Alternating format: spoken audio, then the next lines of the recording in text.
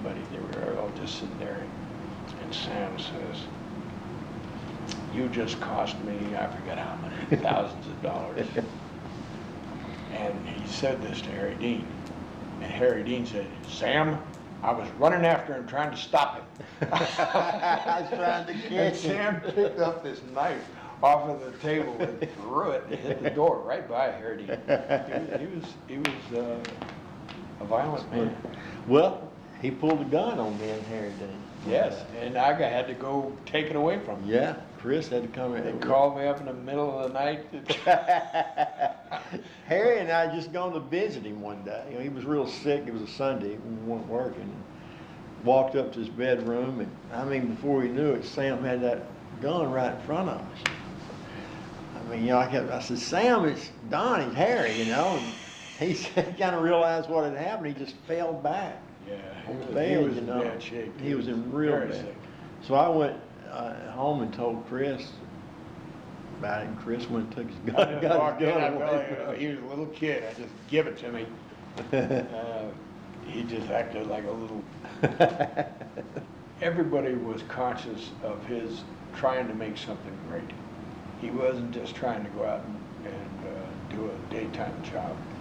He was trying to make a great piece of art. And he had to fight to do it because he was getting, the money people were on his back all the time.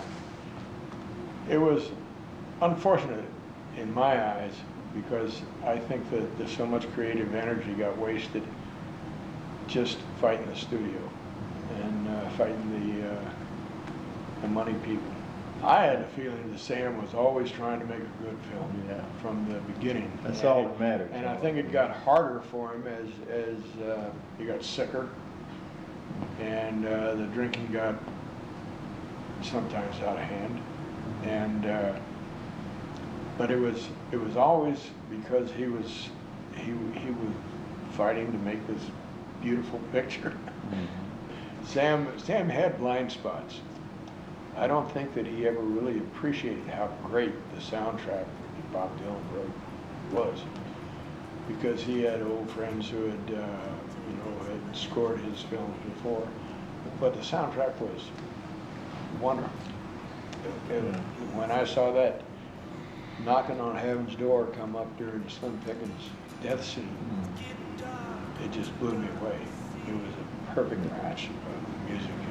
That was one of the great scenes in movie history. Yeah, but you know what's also interesting was that the lines in it came from real life, where he says it's getting dark, too dark to see. They had sent a print of the scene down to Durango, and when we looked at it, it was too dark. And Sam went up and pissed on the screen.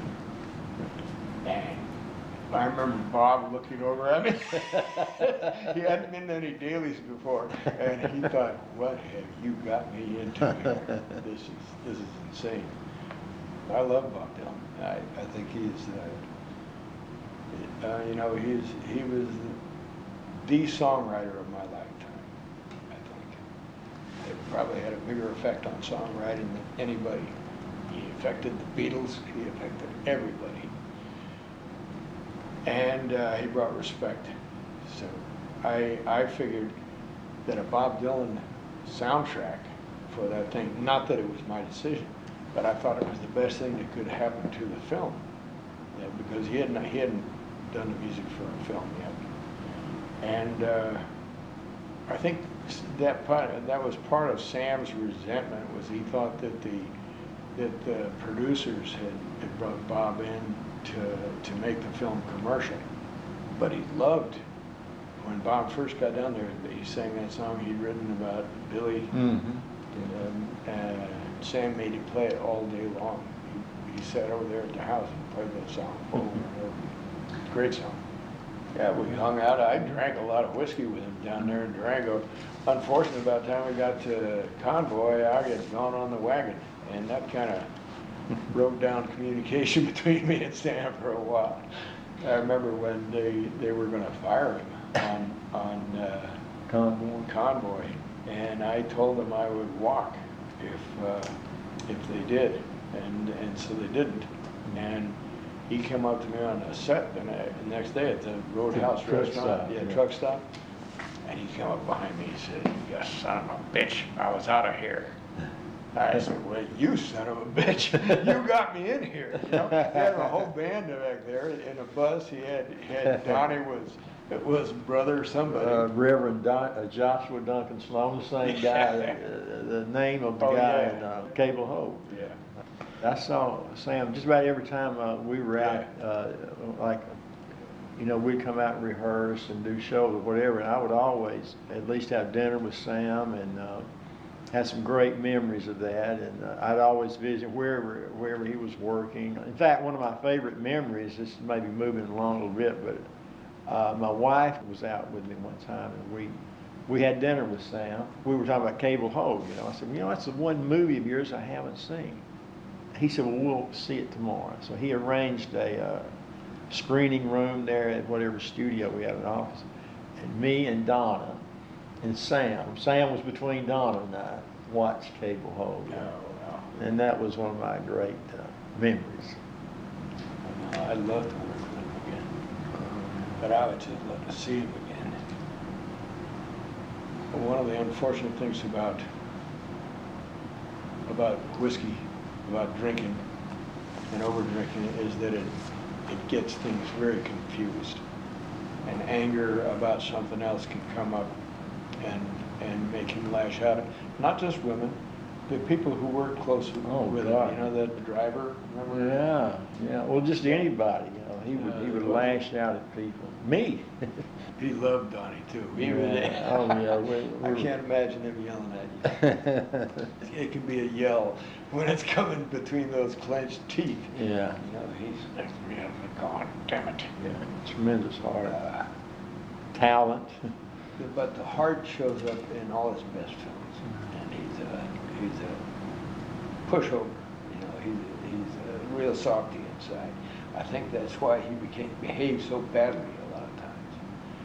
I think he was a soldier, which he was, a Marine, who was horrified by war. And the things that he was horrified were also the things that he was, that he had to examine, you know, in such close-up, slow-motion detail. You know, I think one of the worst times that I saw him really misbehave or just in such bad shape was the day that we were doing the looping for Alfredo Garcia.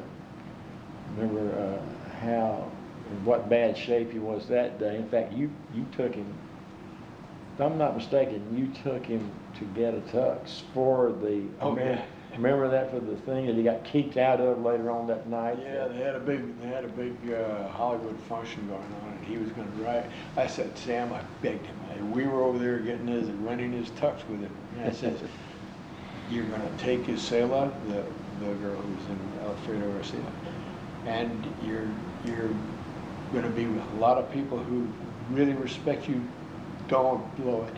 Don't screw it up." He promised he would not. The next thing we see is the bartender's got him by the throat and is pulling him across the bar because he had insulted Jack Lemmon. Jack Lemmon, yeah. Or whoever was there. Maybe it was Jack Lemmon, yeah. But it was a thing for James Cagney, if I'm not mistaken. The American Film Institute was honoring. And I think there was a picture of him in the paper the next day being taken. Bring me the head of Sam Peckinpah. Bring me the head of Sam Peckinpah. I would hate to think that the movie business didn't have a place for Sam Peckinpah or John Huston or anybody who was really creative. But the process over the last 20 years has been one of money being more important really than anything else. And I keep thinking of when Michael Cimino went to Cannes, Auerbach, who was the head of the studio, had a big front page story the day that they were going to screen Heaven's Gate, saying that unless the money was taken out of the hands of the creative people, the industry was headed for disaster. I remember saying to him, who are you going to give it to? The uncreative people? You know, and his lawyer said, well, was it your money? We were absolutely the luckiest people in the world. Looked into it at the beginning of the 70s and stayed in it. You know, it was just, it was amazing to me that we weren't more amazed by the fact that we were working with people of caliber we were, you know, because we didn't come up through the system, you know, and pay our dues that way like we had done in music.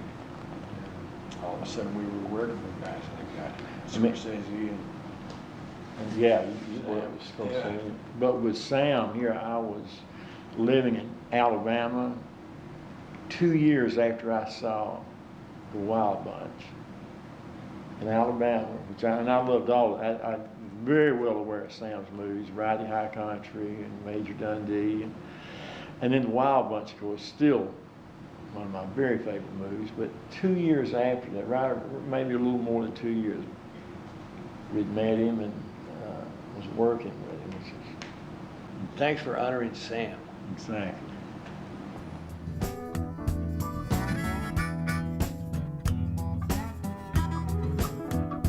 There were days of desperation when I wanted to end it all. And then I'd think of my sweet wife and I'd start walking tall. As long as I'm still kicking, I got nothing left to prove. 'Cause I got one foot in the circus and one foot in the groove. In the groove.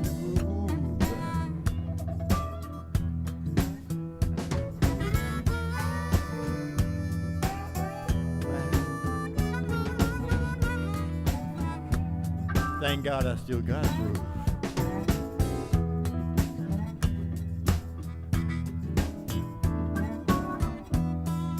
Feeling better already. You know, I think I'm gonna live.